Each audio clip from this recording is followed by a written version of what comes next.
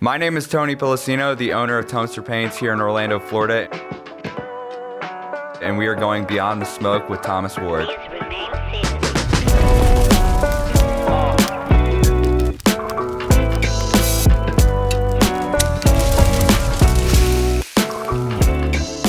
I want to talk to you about TONESTER. Sure. I think this is amazing what you've done. Tell us a little bit about your history, right? You're from Ohio? It's originally from Ohio. So I've been in the paint industry it's actually been about 6 years now, just when I started college, just as a part-time job, right, up in Ohio. As I worked more, I started liking the industry and the business itself. You know, just the daily aspect of working with like contractors, you know, homeowners, picking colors for projects. I always just thought that it was super cool as I learned more about it.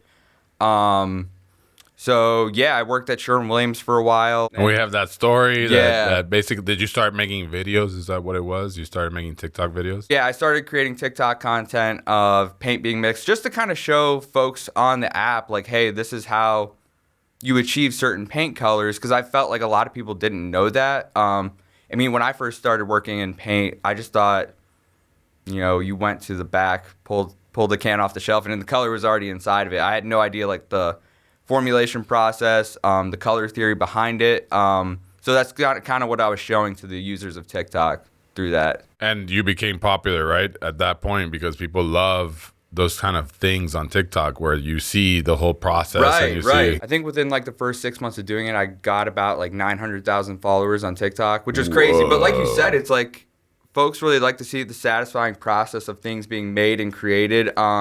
And that's really how the channel started out, was almost like a content page geared towards satisfying videos and color creation process. Okay, so you start doing this. People grab attention to it. What happens next? The channel got really popular, like I said, in a short period of time. While I was still working part-time at the paint store, just like any other guy. You know, me being a college student studying in marketing and business, I thought it'd be a cool idea to approach the company about this new way to kind of advertise and, you know, get the brand out there to newer users, you know, people who may not know about Sherwin-Williams or the product, whatever it might be, right? So I worked with some college professors actually to build a pitch deck to bring to the marketing department of Sherwin. Okay. And we built it. It was cool. Like, the whole idea, I remember, was just getting younger users or younger people to gain interest in paint in a legacy brand that's been around for 150 years, you know? Yeah. So that was my idea towards that. The deck never got to the marketing people. I reached out to a bunch of people. They got back to me eventually. It was actually a guy through LinkedIn and said, you know, due to COVID, whatever's going on right now, we don't have any room for new ideas. But then the crazy thing was a few weeks after that said incident, They opened a TikTok. they had the loss prevention team come and ask me like questions about the TikTok channel. I guess they weren't cool with it. And then they fire you. And then they fired me, yeah. Well, at first they thought that I, you know, was like taking paint that, you know, wasn't mine, like stealing the paint. And this is a little background too. This was a store in Athens, Ohio, which is like as rural as it gets. Like, this paint store was not busy. Like, I had time to make the TikToks, which was cool. But yeah, it was just customer orders. And even in some instances, I would buy the paint to make, you know, The videos, yeah, Right. to keep the channel going. Right. So you did that. All of a sudden, loss prevention. Wow. Yeah, man, it they was went like deep. the big fish, yeah. Wow. And so they fire you. Mm-hmm. You're gone. Yes. Okay. So got fired, but I still wanted to keep that channel. Was like an asset at that point. I knew if I kept going in the direction that I originally had planned, you know, exposing paint to a new group of people, something good would come of it, and, you know, I could still keep the content going. So that's what I did. I went to all the paint stores, Lowe's, Home Depot, you know, in the southern Ohio, West Virginia area, got all their old paint, got it for cheap, and just kept making videos while I was in school. Oh, really? Yeah. Did you just do it at home, or? Yeah, I was actually in like a 10 by 10, like, unfinished basement at my friend's house, you know, where I could be like messy, like, it didn't matter if I got paint everywhere and stuff like that. So that's where I set up shop and kept making the content. That's pretty cool. Yeah, it was cool. At that moment, you're out of a job. Yeah. What's next? What leads you to the decision of wanting to start your own company? Sure. right? Going through that whole process and understanding that, and then moving to Orlando. That's where things got interesting. So this was only like a few months after getting fired from Sherwin. I was still making the content, whatever, but I started researching content marketing even more, just how to build an audience, keep people engaged. So, what I wanted to do was create an emotional connection with my audience, like kind of just let them know why I do what I do, like let them know a little bit more about me, my story. Because at that point, like I said, it was strictly content where I was just making videos, satisfying videos for people's entertainment, nothing with real substance to it yet. So that's where that changed. I made that viral video about how I got fired, explaining my story, what I was doing now. Did that bring any repercussion or any result? Yeah, so that's when, the media had gotten a hold of that story where, I did a bunch of interviews. The video itself, I think, got like 70 million views or something like that. The story about myself. Fuck. Yeah. Holy fuck. Yeah, it went viral over, and that's when it got into the news. I did an interview with, Fox Business. It was everywhere. And so that's when the job offers started rolling in. So from all these paint companies across the United States offering me marketing positions, being an influencer for their brand, being an ambassador for their company. At that point, Florida Paints, which is a paint manufacturer in Winter Garden. Okay. So they reached out to me. They're a super small manufacturer compared to everyone else, right? But I met with them. They reached out to me and they were like, hey, we'll give you a manufacturing agreement to make your own product, and we'll help you start your own business. TONESTER, brand it, make it a product so you can, create a business. So that I felt at that point that was the best opportunity to kind of scale my ideas in the future that I wanted. That's pretty cool. It was really cool. So that's when you made the decision to move from Ohio to Orlando? Mm-hmm. Okay. Came down here, developed the TONESTER brands, developed all the colors, developed the online site. That was the whole idea. I wanted to have an online paint store. So let's go back though. Once this blows up on social media, on the news and everything, did Sherwin-Williams reach out? I talked with some representatives at the company. And, the thing was, I was never mad at Sherwin-Williams for that said decision. Sherwin-Williams being one of the biggest companies in the world, it was just a few people that kind of made some bad decisions. I couldn't blame the entire company itself, right? Sure. So, and I always, still give credit to Sherwin-Williams for helping me find my passion, my career path, something I wanted to do, and developing the interest in paint. So when something bad goes right, you know exactly, what I mean? It led you to where you are today. But it's interesting. Obviously, I think you said even the CEO reached out and everything. It's just a big company. Things fall through the cracks, and I totally understood that. But I want to understand why the interest in paint. Why do you studied marketing and business? Yes. Right? Yeah. You just took it as a part-time job. Yep. Did you ever have any artistic interest in interior design or anything like that? Not before I started working at that paint store. I began to realize, working at that store, paint is involved with literally everything. Everything.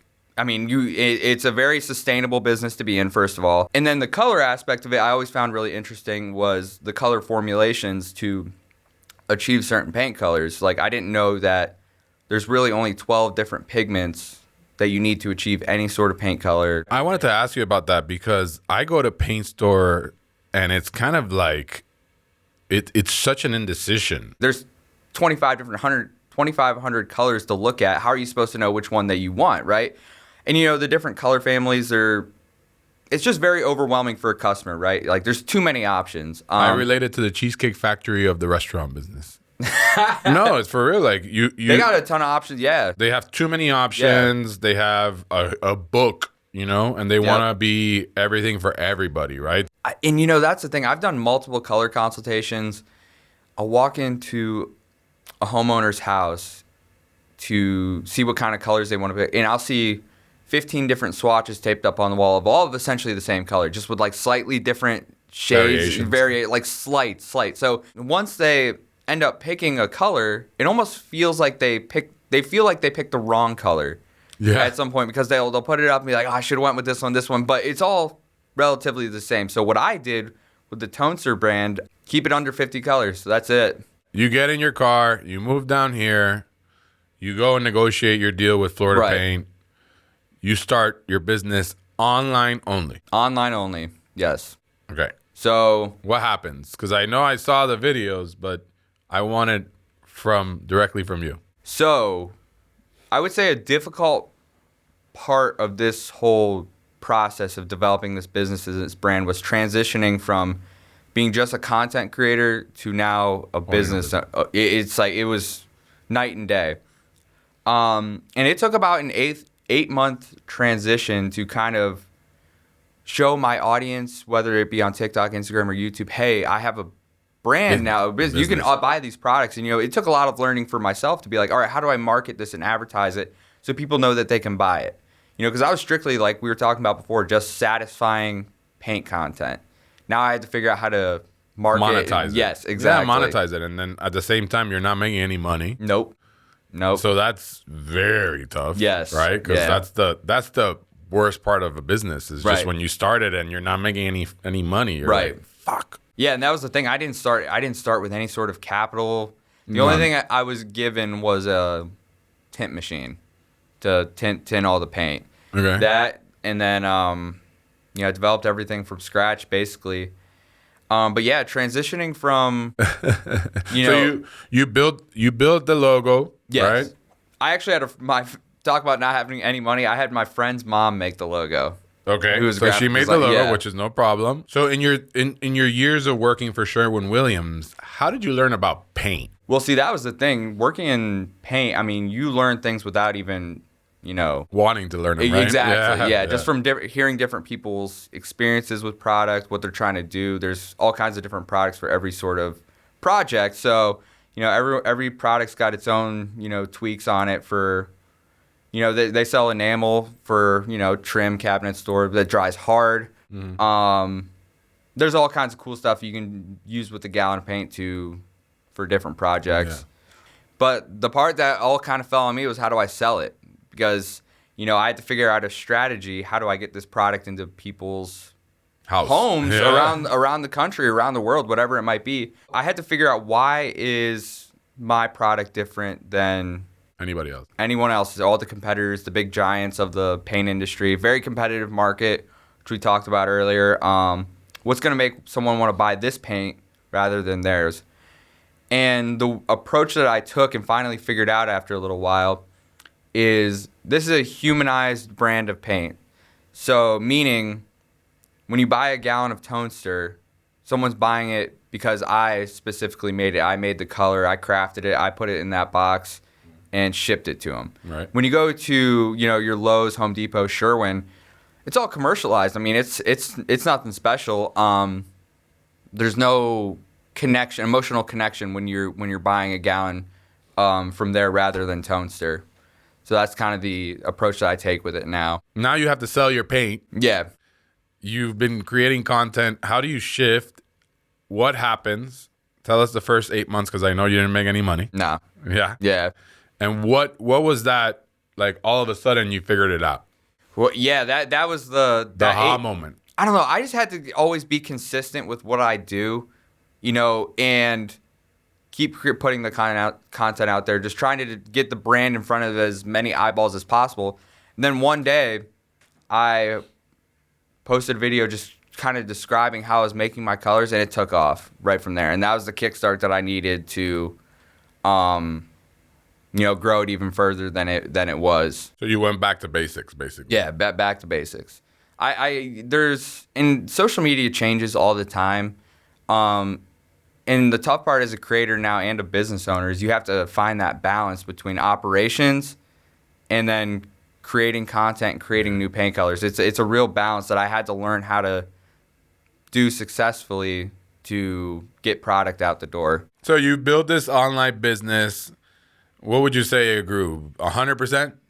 I mean, it doubled in sales? Well, the business has only been around what? 1 year? 20 months. 20 months. Okay. So it was April of 2021 where you started. I launched the online site, developed everything, and just got rolling from there. So yeah, about 20 months. I think if I'm doing the math right, like 12x'd it Wow. in 1 year, yeah.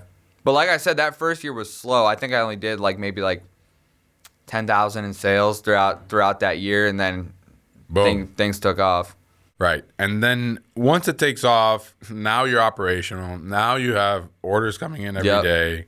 So how did you keep that balance? I come up with the idea, not forced. You know, I'm not sitting here like jotting things down, like trying to create some formula for content. It has to be just a genuine idea, genuine vision for it, and that's when I'll create that content and post it. And it could be, you know, a week, Without 2 weeks, or even 3 weeks. You know, there's been points where I've gone 3 weeks without posting. But I also think the audience appreciates that a little more when you're not in their face all the time. I think it becomes, like I said, it makes the content seem more genuine. Yeah, I agree. It's almost like the less content that I put out all the time, the more sales and interest come in. Now that you have all this content and you have all this audience, right? Other paint companies have been maybe showing you interest in like doing collaboration with you, or how has it gone after that, right? Not really, man. No? I'll tell you what, man, this paint industry it's no joke. It's super competitive. Like once you're a competitor, people want nothing to do with you. Right. Which makes sense. I mean, you know, as you see now, like a lot of corporate paint companies now have their own TikTok channels. They're trying to get more into the, you know, social media space. It's just not organic, man. And even if those opportunities did come about, you know, I'd have to really consider, you know, what's the benefit, right? Right, you know. And a lot of content's not something that you can put into a PowerPoint on a Friday, you know, in a meeting. It's not how I ever did it, man. And that's why my content, I think, works and kind of connects with people. It's because it's not too orchestrated. Right. Like a lot of corporations try doing. I feel that there's been a change, that people kind of tired of, you know, this mass production, this like we're going to grab you and keep you as an audience and keep you buying and stuff like that, to more, you know, organic, small company, right, local, all that. So have you noticed that change in the trend? You ever hear that phrase that people don't want to buy products from companies, they want to buy it from people? Yeah. It's a relationship business. Yeah. I think in the restaurant business, we were talking about it the other day, I think it's coming back. Do you feel that people are changing in your business, not only because of the relationship, but because of the convenience that they don't have to go to a paint store? You talk to them, right, you know, over social media. You can kind of direct them in a way. Is that, you think, where the business is going? Yeah, I definitely do see that transition happening. A lot of folks really, I don't know if they don't enjoy going to the paint stores anymore, but I saw that as I was working there. It's just a very, very stressful environment for some people. So how do you grow TONESTER moving forward? What is your plan? Keep the online store moving and going, adding additional employees to take care of operations so I can, you know, focus on growing the business. You know, that's just any sort of entrepreneur strategy moving forward. You know, getting into specific like boutiques, places that aren't too commercialized where folks can buy it too. It'll still have that home feel with a kid who, you know, makes paint colors, right, and had his story and is now trying to grow his colors into the market. Have you tried interior designers? Like, there's a big interior designer here in town that does boats and everything like that. Like, something like that may work. That's another thing too. Collaborations with interior designers, architects, you know, custom home builders. There are a few interior designers that I am connected with now that have like my fan decks, and when they consult with their customers, they'll use my colors too. Yeah, because I know interior designers, you know, they specifically want something that's not, you know, played out. Exactly. I was watching one of your videos, and the color of the year. You're stuck with choosing the color of the year. Yep. I mean, because every company does it, right? Right. The weird thing about the colors of the year for companies is I don't know who picks those colors, but neither. A lot of the colors that I sell, like the olive black, Storms in Paris, like by far my most popular colors, only because it's, you know, they're moody, they're dark greens, earth tones.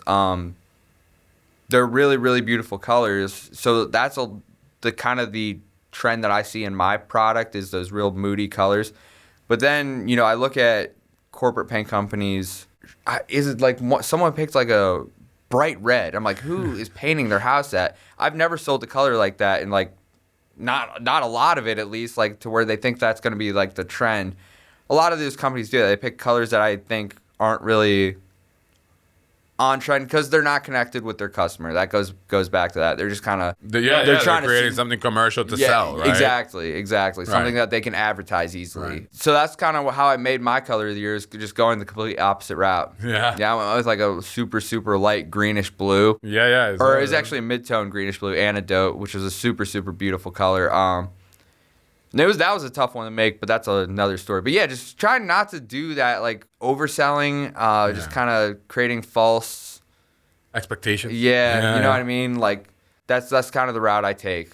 How long does it take you to build a color for you? So I'll see inspiration somewhere, and I've made so many paint colors now over my 6 years of being in the industry that I can formulate pretty much any color that I want, which is a cool skill to have. With slight adjustments, and then once I create the formula, it could probably take me about 2 or 3 days. Oh, really? Yeah. Just trial and error? Trial and error. What do you have to do with all that paint? Throw it out? I'll take 1 gallon with whatever base it is, add a starting amount of pigment to kind of see where I can get the color to.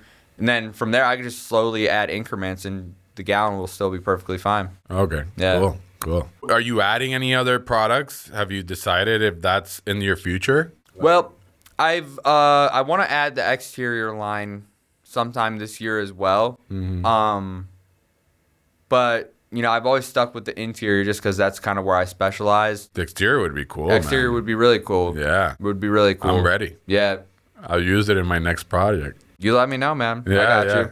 Have you thought of making an actual physical store? I have a good idea for the paint store, but I don't know if I want to. No, you don't have to say put it out there yet, because it's very unique that I think would work. But that is in the plans as well over the 5-year plan, building up a brick and mortar store. Because I think the experience of going to a paint store could be, changed. Right. It's so old school. It's so like here are your 25 color matches. Hope you figure it out. Yep. That is in the books though. That is in the books. Yeah. Okay. Yep. I'm excited for that. Cool. It would be here in Orlando, obviously. I have folks coming into my office all the time. I mean, it's not like I can't believe that couple drove 4 hours from Miami to come buy paint. That you gave them free paint? Oh, yeah, from South Florida. Yeah, I had some lady from Virginia come into my office the other day. I don't think she came all the way from Virginia just for me, but she was in Orlando. She came by the office. And on my office on East Colonial, it's not like a storefront. It's like more of like a fulfillment studio type of area. So I'll just have folks knocking on my door asking. I'll let anyone come in and check it out. Yeah, that's pretty funny. That's the power of social media, which is crazy that people would drive over here to see your paint color, and then you said customer service. You gave them free paint, right? 'Cause that's a trip. That is a trip. That's a trip, but the individuality of the product and obviously the speciality of the product just brings it out, I guess. Well, that's the whole thing. It's created. These colors are created by a person, not by a machine. A machine that has a spectrometer or whatever. It's created by a person. It's more of the handcrafted feel. You know what I mean? That's cool. Yeah. So tell everybody where you can get your colors, where they can check you out, Instagram, everything. Put it out there, because I think a lot of people are going to watch this video and just be interested in what you do. I have the online store, TONESTERpaints.com. All my social media handles, TikTok, Instagram, YouTube, Pinterest, Tonester Paints. Simple, right there. Yeah, that's where you can find me, see my content, check out the colors, order if you need to. If you want to, let me know. Thanks for coming on. Yeah, no, thank you, man. I appreciate it.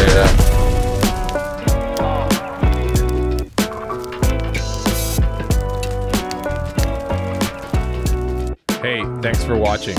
I'm going to sit here till you subscribe.